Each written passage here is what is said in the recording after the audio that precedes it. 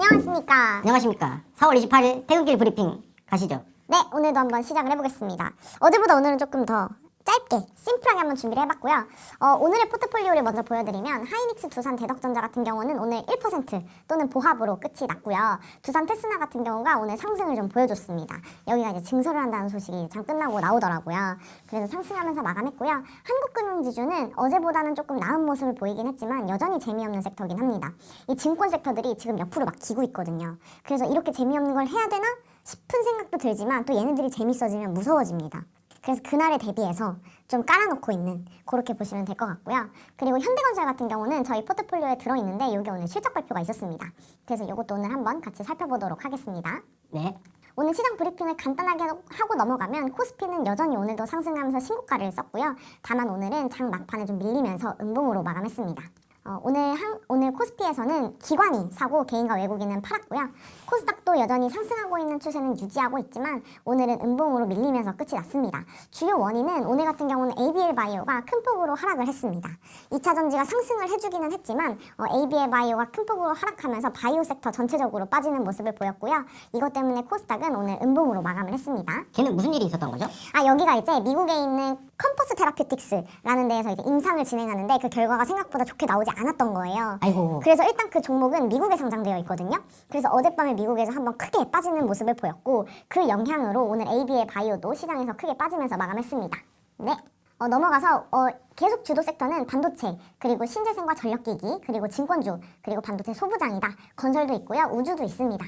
오늘 좋았던 건 전력기기 섹터 좋았고요. 2차 전지 섹터도 굉장히 좋았습니다. 자동차도 오늘 현대차가 6% 상승하면서 마감했고요. 건설주도 대우건설을 중심으로 해서 크게 오르면서 지수를 이기면서 마감을 했습니다. 오늘 52주 신고가를 한번 살펴보면 여기 철강주들이 모여 있어요.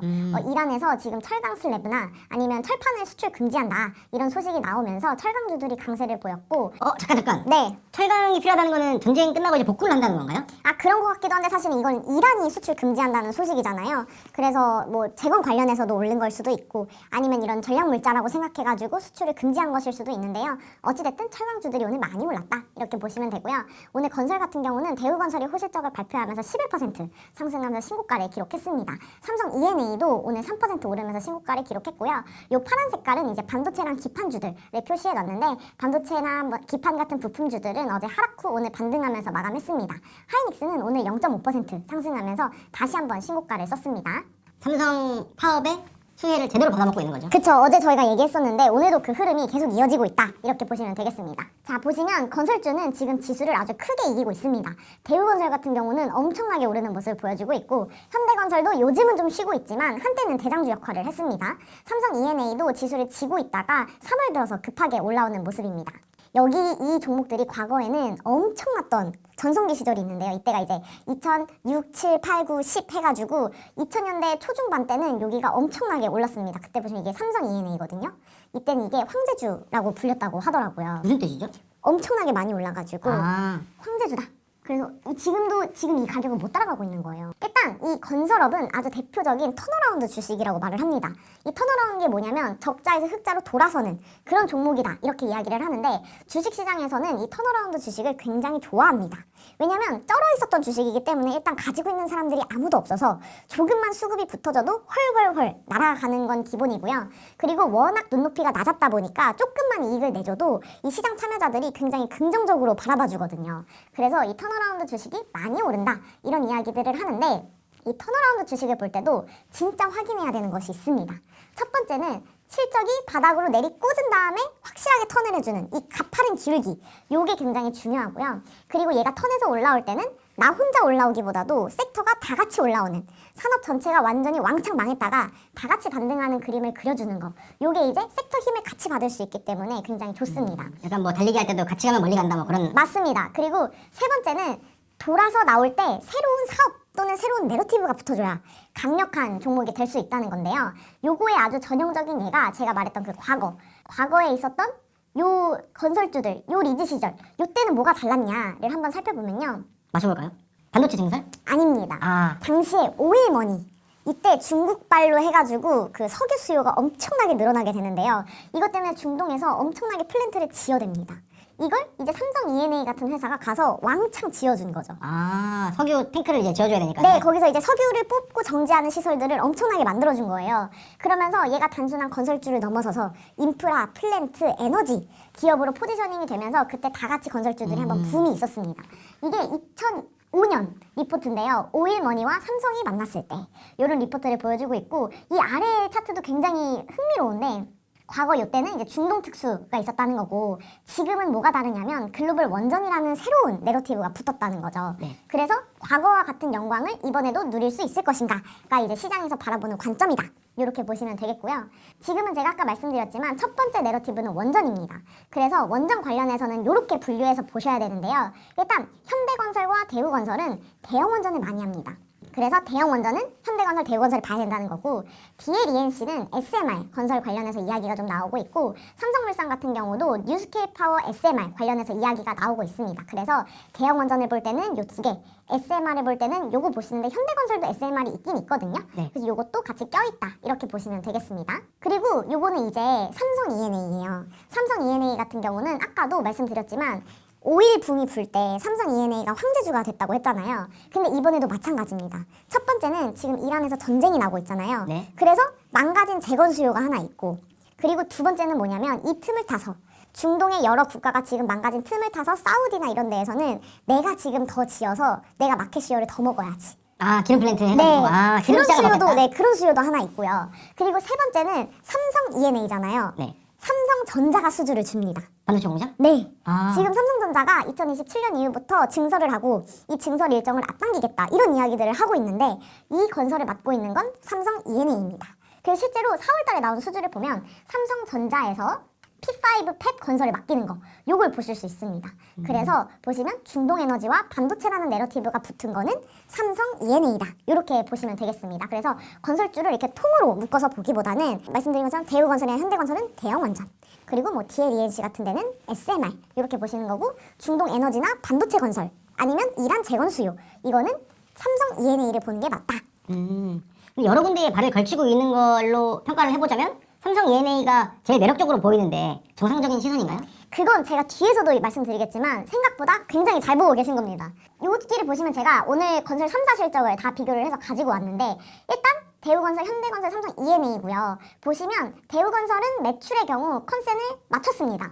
근데 이 두 회사는 못 맞췄고요. 네. 그리고 전년 동기에서 성장률이 중요한데 삼성 E&A는 성장했고요. 대우랑 현대는 성장을 못했습니다. 역성장을 해버린 거 아닌가요? 그쵸. 물론 현대건설의 경우에 작년 1분기가 너무 좋아서 그때가 너무 좋아서 지금 상대적으로 안 좋아 보이는 거다라고 이야기를 하긴 하지만 결정적으로 이 성장률을 볼 때는 삼성 E&A가 매출 성장이 있었다는 거고요. 현대건설만 성장을 못했습니다. 현대건설이. 그리고 나머지 애들은 대우건설이나 삼성 E&A는 성장을 했고요. 그리고 건설사들은 매년 연간 수주 목표라는 걸 줘요. 그리고 그걸 얼마나 달성했는지를 분기 실적마다 알려주는데요. 삼성 E&A 같은 경우는 4.6조가 지금 연간 수주 목표인데 여기에 39%를 달성한 걸 확인할 수 있습니다. 이걸 통해서 우리가 알 수 있는 건 뭐냐면 애널리스트는 이렇게 얘기를 해요. 지금 다른 건설사들에 비해서 지금 수주 목표치를 많이 채웠기 때문에 초과 달성할 수 있다. 그런 이야기가 나와서 또 만약에 초과 달성했다는 건 또 시장이 좋아하는 소재잖아요. 그래서 여기서도 주가 상승이 또 있을 수 있다는 이야기고요. 그리고 주요한 코멘트들을 보면 현대건설, 대우건설 제가 원전이라고 했잖아요. 그 원전에 관련된 이야기가 많이 나옵니다. 그래서 얘네 둘은 원전 일정을 잘 체크하셔야 되는 거고요. 그리고 삼성 E&A는 중동 재건, 뉴 에너지 그리고 뭐 기타 계열사 이 모든 수요가 터지고 있다. 이렇게 해서 얘네들은 산업 부문에서 굉장히 잘 되고 있는 걸 확인하실 수 있습니다. 그러면 이 중에 뭐가 제일 좋은 거냐 이런 고민을 많이 하실 수 있을 텐데 요렇게 비교해 본 것도 의미가 있습니다. 요 오른쪽 여기 X축은 뭐냐면요. ROE라 그래가지고 내 돈 갖다가 돈 얼마나 벌었어. 이런 건데 이게 높으면 높을수록 좋은 거겠죠. 내 돈 조금 갖다가 많이 번 거니까. 그쵸? 그리고 이 위 Y축은 뭐냐면 PBR이라고 해서 건설사들은 주로 PBR로 밸류에이션을 하는데 이게 이제 높냐 낮냐를 보는 거예요. 보시면 삼성 E&A가 현대나 대우에 비해서 ROE가 높습니다.